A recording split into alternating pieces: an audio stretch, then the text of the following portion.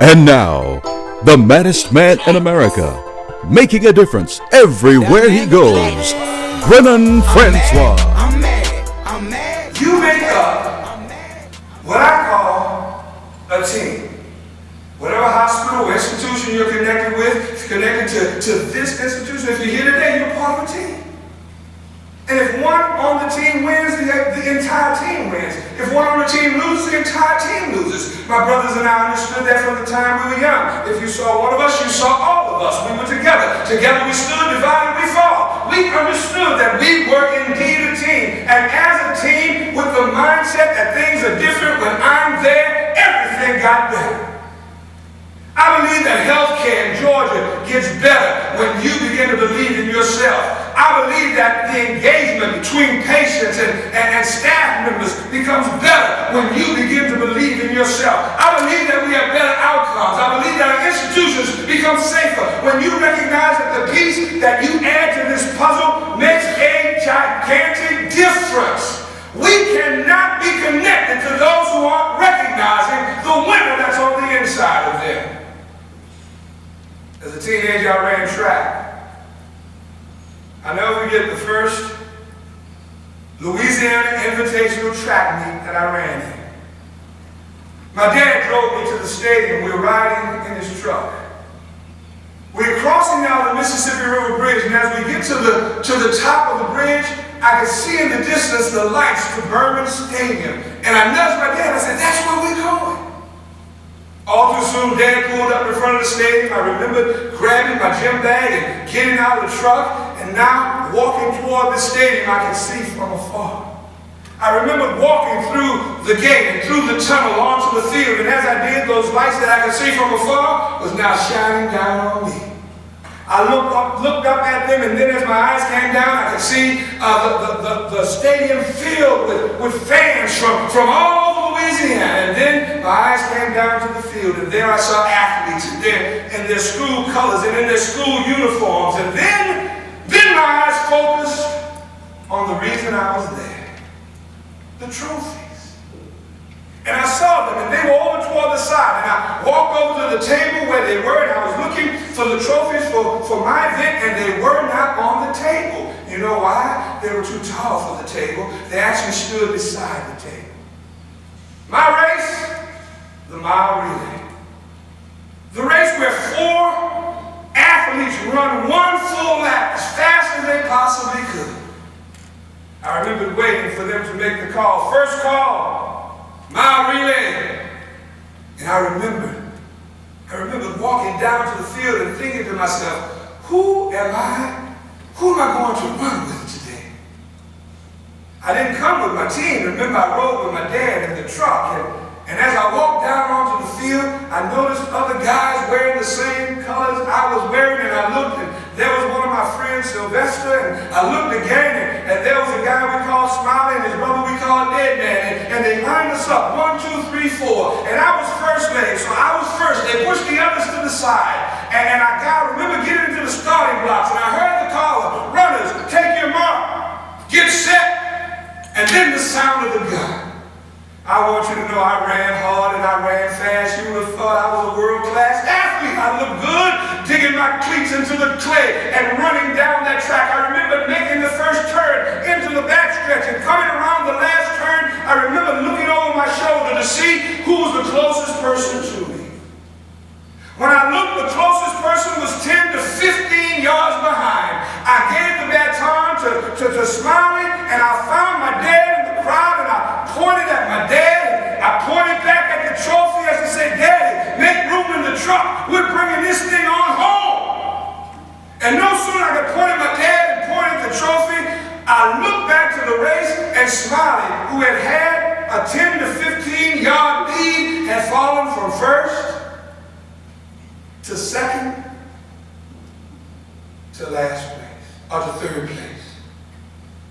Smiley then gave the baton to his brother, Dead Man. It was then that I understood why they called him Dead Man. I have never seen a black man run so slow.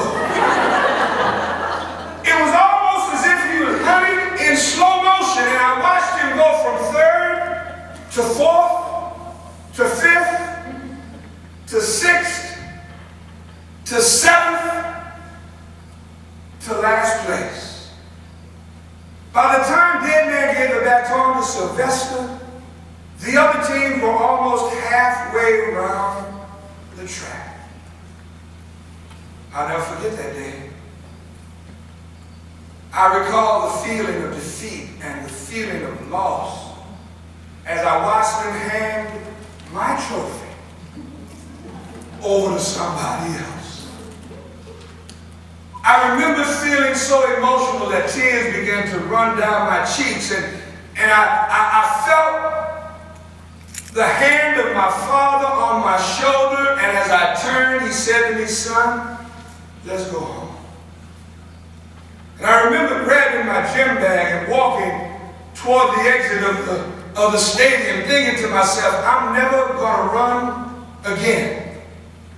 I don't like being a loser. I don't like failure. I don't like defeat. I'm never going to run again. And as we were walking toward the exit, I felt another tap on my shoulder, and I turned around, and it was a coach from another team, and he had an orange in his hand, and he handed it to me, and he said, "Son, take this." And he said, "You are a real winner."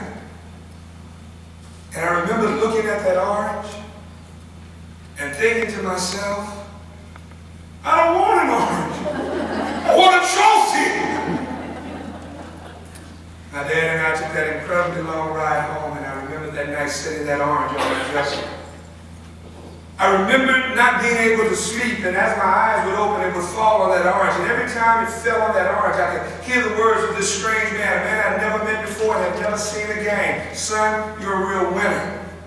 All night long, I fought with the thought, I'm never going to run again. When I get to school, I'm going to tell Coach I quit. But every time my eyes opened, it fell on that orange. The next morning when I woke up, I saw that orange, and I heard the words of that coach, "Son, you're a real winner." And I went to the school that day. I walked into my coach's office, and I said, "Coach, I was thinking about not running again, but I decided that I am going to run again because I am a difference maker. But Coach, I'm not running with Dead Man and Smiley."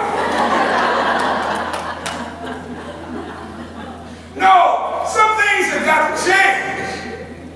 And Coach said, "Well, who do you want to run with?" Well, I said, "Well, Sylvester will work. And how about Calvin and Terry? Maybe together, if we worked as a team, we could produce a winner here." And Coach gave me permission. And Terry and Sylvester and Calvin and I, every day we worked, and we worked hard. We'd go out to the track after school. We'd run hard and as fast as we could, and then we'd walk a while, and then we'd run some more as hard and as fast as we could, and then we'd walk a little. We'd work in the weight room, and we'd work exercising, and we struggled, and there were days when our bodies were tired, our legs were sore. There were times when we were so sick that we began to throw up after practice, but we had a goal to be winners, and we worked hard.